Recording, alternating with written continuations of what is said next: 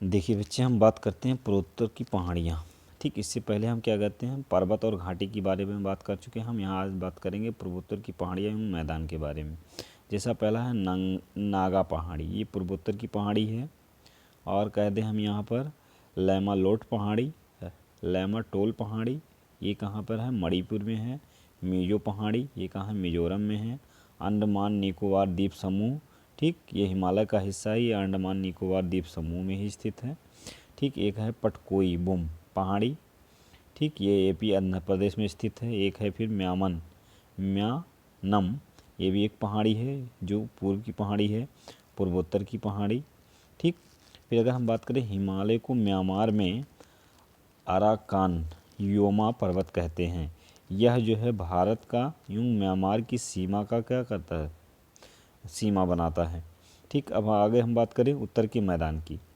उत्तर के मैदान की अगर हम बात करें तो उत्तर के मैदान में देखिए ये कहाँ कहाँ से बनता है। एक तो है आपका राजस्थान, पंजाब, हरियाणा, यूपी, बिहार, पश्चिम बंगाल और असम इत्यादि राज्यों के मैदानी क्षेत्र से ये पाए जाते हैं उत्तर के मैदान। ठीक, यह किया जाता है नदियों के द्वारा लाए गए अवसाद के जमाव के कारण मैदान का निर्माण हुआ है। ठीक, जिनमें से सिंधु, गंगा, ब्रह्मपुत्र के मैदानों के नाम क्या हैं, अलग अलग हैं। ठीक, इनको क्या किया गया है, 4 भागों में बांटा गया है। ठीक, जैसे अगर हम देखें आगे, तो आगे की अगर हम बात करें तो देखो कह रहा है भात खाओ, क्या कह रहा है, भात खाओ। तो भात से क्या हुआ, भा से हो गया भावर, ता से का हो गया तराई, खा से का हो गया खादर, और बा से का हो गया बांगर। मतलब हम 4 भागों में बांटे तो ये 4 भाग हो गया, भावर हो गया, तराई हो गया, खादर हो गया और बांगर हो गया। हम पहले बात करें किसकी, भावर की। देखो भावर क्या है, कह रहा है यह शिवालिक के दक्षिण में है। भावर क्या है, शिवालिक के दक्षिण में है। कह रहा मोटे मोटे पत्थर पाए जाते हैं। कह रहा है इस पर खेती नहीं की जा सकती है। ठीक, नदियाँ विलुप्त हो जाती हैं, नदियाँ जो हैं विलुप्त हो जाती हैं, इस पर खेती नहीं की जा सकती है। फिर हम दूसरी बात करें तराई, दूसरी हम बात करें क्या, तराई की। तो देखो तराई क्या है, कह रहा है ये नम मिट्टी पाई जाती है। कह रहा है यह क्षेत्र भावर के दक्षिण, यहाँ से देखा जाए तो भावर के दक्षिण में पड़ता है, नदियाँ बाहर निकल जाती हैं। कह रहा खेती संभव है, मुख्य रूप से गन्ना और धान केवल संभव है। ठीक, भावर ये है जो आपका दिखाया गया है, इसके बगल वाला जो है ये क्या है, तराई क्षेत्र है। ठीक, यह तराई मैदान है जहाँ पर हमारा केवल गन्ना और क्या होगा, धान होगा, इसके अलावा नहीं है। जैसे पश्चिम बंगाल का आपका क्षेत्र है, ठीक, वो तो तराई क्षेत्र होता है। फिर चले हम आगे चलें, आगे हम बात करें खादर की। ठीक, खादर की अगर हम बात करें और बांगर की, देखो खादर क्या है, कह रहा है यह क्या है, जलोढ़ मिट्टी से बना होता है। खादर जो है जलोढ़ मिट्टी से बना होता है। यह बाढ़ वाला क्षेत्र है, यह जहाँ पर बहुत ज़्यादा बाढ़ आता है वह वाला क्षेत्र है। कह रहा है यह सर्वाधिक उपजाऊ क्षेत्र होता है, गेहूँ, मक्का, जौ, दाल, चावल, खाद्य फसलें उगाई जाती हैं। ठीक, हम बांगर की बात करें, कह रहा है यह बिना बाढ़ वाला क्षेत्र है, यह पुरानी जलोढ़ मिट्टी से बना होता है। कह रहा है यह खादर की अपेक्षा कम उपजाऊ होता है। कह रहा परंतु यहाँ भी सभी प्रकार के खाद्य फसलों को क्या किया जाता है, उत्पादन किया जा सकता है। ठीक, तो यह होता आपका बांगर होता है, यह बिना बाढ़ वाला क्षेत्र होता है। ठीक, जैसे यूपी में कुछ क्षेत्र पाए जाते हैं जहाँ बाढ़ की कोई नहीं होती, तो क्या होता है कि खादा से कम उपजाऊ होता है, लेकिन इसमें भी हम ऊपर कर सकते हैं। ठीक, चलो हम फिर आगे चलते हैं। अब देखो हम बात करें प्रायद्वीपीय भारत के पठार। अगर हम प्रायद्वीपीय भारत के पठार की बात करें तो देखो कह रहा है 3 ओर से जल से घिरा हुआ भूभाग जो होता है वो क्या कहलाता है, हमारा प्रायद्वीपीय पठार कहलाता है।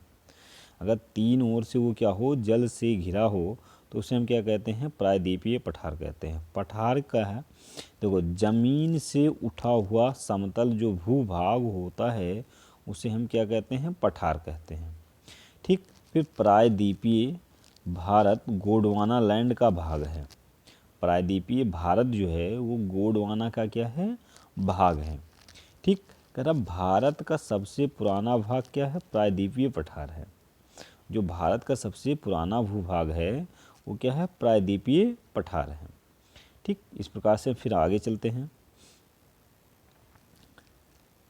देखो यहाँ से अगर हम बात करें, देखो कुछ चीज़ें आपकी दी गई हैं पर्वत के बारे में, जैसे देखो अरावली पर्वत, विंध्य पर्वत, सतपुड़ा पर्वत, ठीक, पश्चिमी घाटी पर्वत यहाँ पर स्थित है।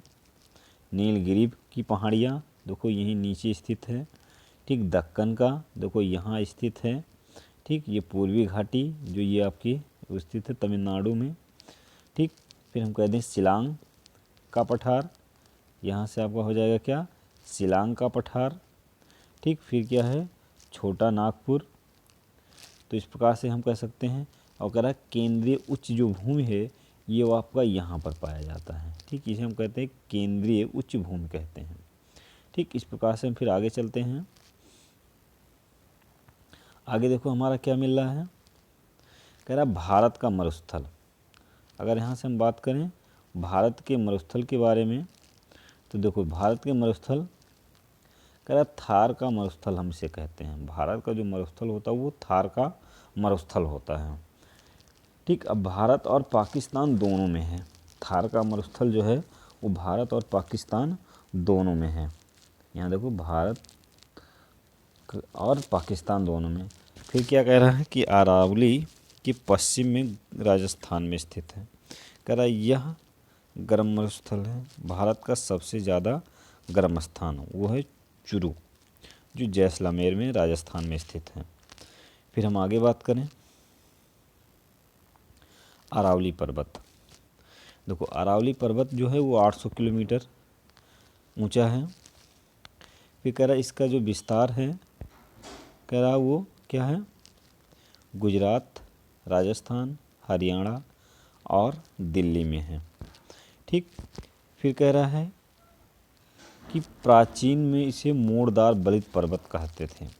ठीक, प्राचीन जो इसका नाम है, इसका क्या नाम है, मोड़दार बलित पर्वत इसका नाम है। फिर हम आगे बात करें, कह रहा अवशिष्ट पदार्थ के नाम से जानते थे। ठीक, जानते हैं, इसे हम क्या कहते हैं, अवशिष्ट पदार्थ के नाम से इसे हम जानते हैं। फिर कह रहा है कि इसकी सबसे ऊंची चोटी जो है वो गुरु शिखर है। फिर रायसीना हिल पहाड़ी जो दिल्ली में है इसी का हिस्सा है, जहाँ पर आपका राष्ट्रभवन क्या है बना हुआ है। और फिर कह रहा है कि दक्षिण पहाड़ी जो है वो क्या है, जरगा हिल्स है। ठीक, जरगा हिल्स जो राजस्थान में स्थित है। फिर हम दूसरी ओर बात करें गुरु शिखर की। गुरु शिखर की जो लंबाई है वो 1722 मीटर।